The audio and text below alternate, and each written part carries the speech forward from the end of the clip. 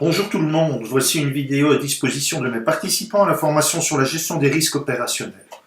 Celle-ci suit certainement une présentation ou une formation que j'ai faite pour vous et elle vous permettra de mieux ancrer mon approche. Je vous souhaite une bonne vision et à bientôt. Il va donc y avoir une série de vidéos. Cette première vidéo a pour objectif quelque part de vous démontrer le bon sens paysan de la démarche, établir les définitions et le cadre.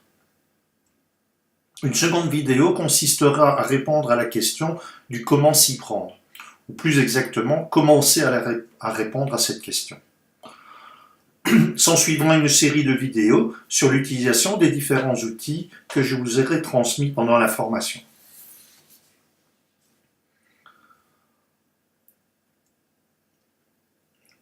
Imaginons cette situation. Que faites-vous?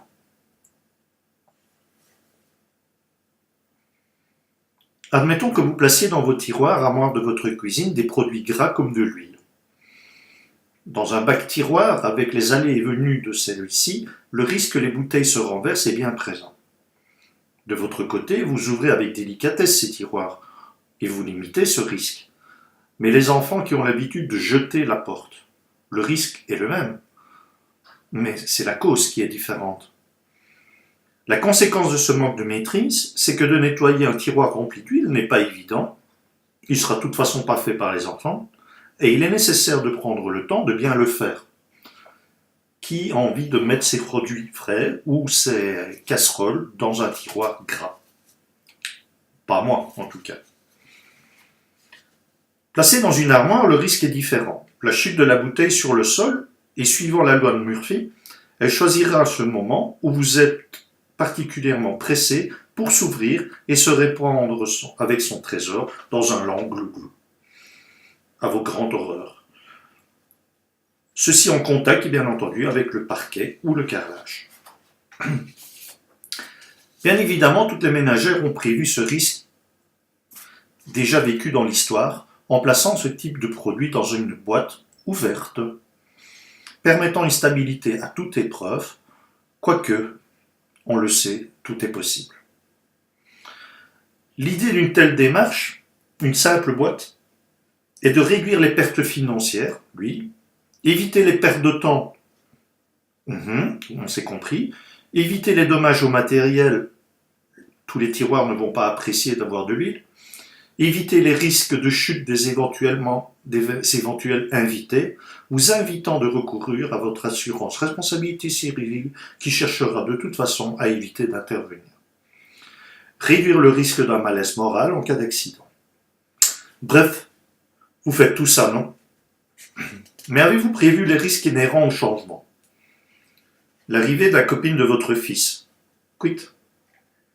Avez-vous prévu les risques résiduels? Il y en a toujours bien qui va péter un plomb dans la famille. Quid? Excusez-moi.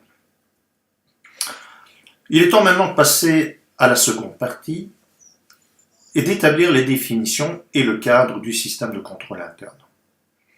Toujours en utilisant la technique du mind mapping que vous avez vu pendant que je faisais la présentation de US Information, nous allons continuer avec cette approche qui vous est maintenant familière.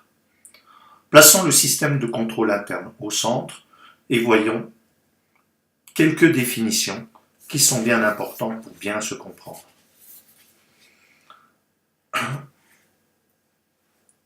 La mise en œuvre d'un système de contrôle interne consiste à structurer de manière participative l'ensemble des personnes d'une organisation, à gérer les risques, chacun à son niveau.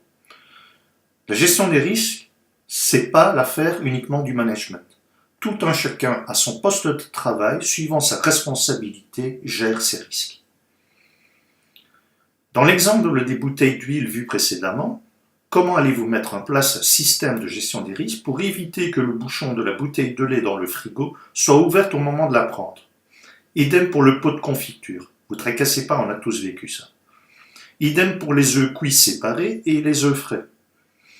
Il y a toujours bien quelqu'un qui ne saura pas que pour faire tourner un œuf, ça nous permettra de savoir si l'œuf est cuit ou pas. Et cela afin d'améliorer le quotidien de chacun. Éviter les crises de nerfs, les prises de bec, la recherche d'un produit conforme.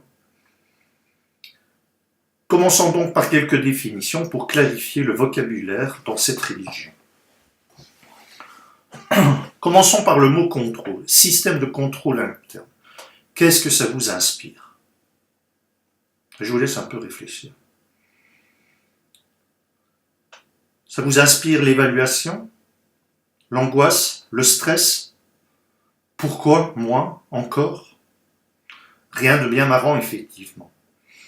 En fait, cela vient d'une mauvaise traduction de l'anglais Internal Control System, qui bien traduit en français avec le sens voulu, il s'agit du système de maîtrise interne.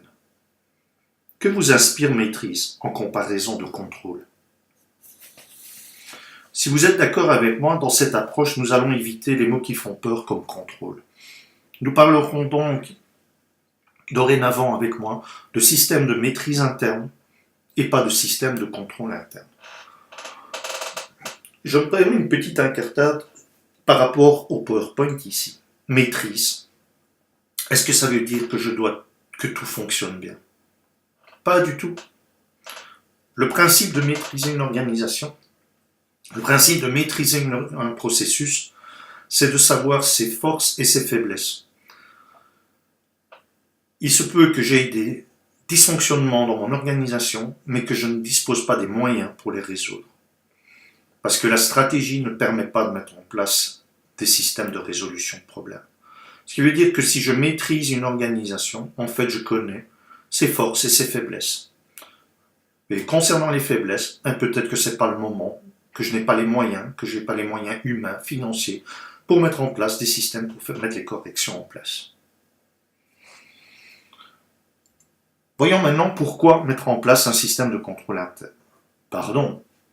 Pardon, vous m'aurez déjà corrigé, j'espère que vous êtes attentif, un système de maîtrise interne. Pour le secteur du non-marchand, comme les services publics fédéraux, les villes, les communes, CPS, maisons de repos et de soins, c'est obligatoire parce qu'il s'agit de l'argent public. Suivant ce que nous avons déjà vu, ce serait dommage de le mettre en place sous cette contrainte. L'amélioration du fonctionnement est une raison plus honorable de cette démarche. Nous vivons tous des problèmes dans une organisation. Tout le monde se plaint de quelque chose. Mettre en place un système qui peut améliorer notre fonctionnement, ça, c'est quelque chose qui ne va pas avoir trop de résistance au changement. Pour les secteurs marchands des entreprises et autres, l'enjeu est identique. Philip Crosby, à l'époque, analysait que 20% du chiffre d'affaires partait dans la non-qualité. Cette analyse est-elle encore vraie actuellement? Regardez bien, et vous verrez ce que tout sauf insensé de... Pardon. Je recommence, voilà, les aléas du direct. Regardez bien autour de vous, et vous verrez que c'est tout sauf insensé de démarrer une démarche d'amélioration.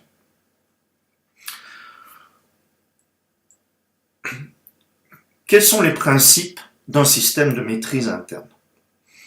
Votre entreprise, votre service dispose d'une mission, d'objectifs. Le but est de remplir les missions qui sont les nôtres. Assurer l'atteinte des objectifs annoncés. Rendre compte de la situation réelle. Au moment où vous, en tant que dirigeant, vous posez la question, vous avez besoin d'avoir des vraies réponses. Mais vos supérieurs aussi. Troisième point, gérer les ressources de manière efficace et efficiente. Éviter les abus, les vols. Ça me permet de venir sur deux définitions, efficace et efficiente.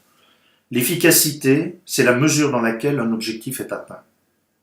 L'efficience, c'est les moyens mis en place pour que l'objectif soit atteint.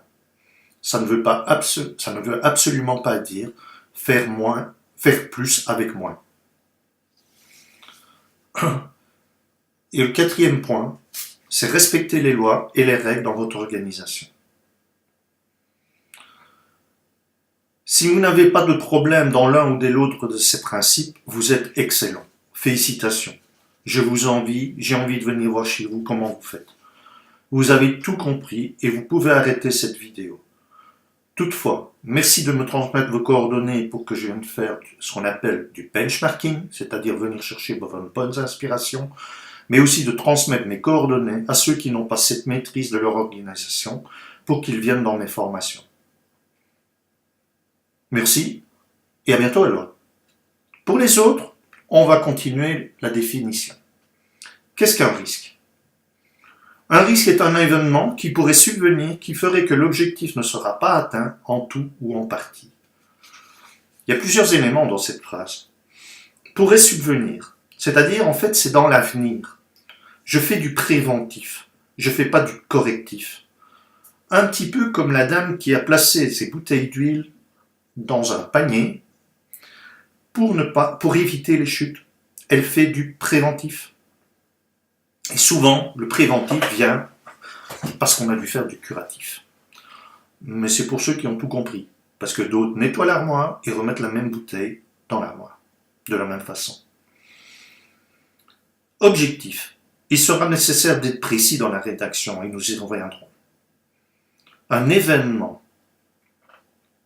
Mais cet événement, où en est la cause principale? Et la conséquence sur l'objectif? Comment l'écrire? Tout ça, ce sont des choses à mettre au point dans les outils que je partagerai avec vous.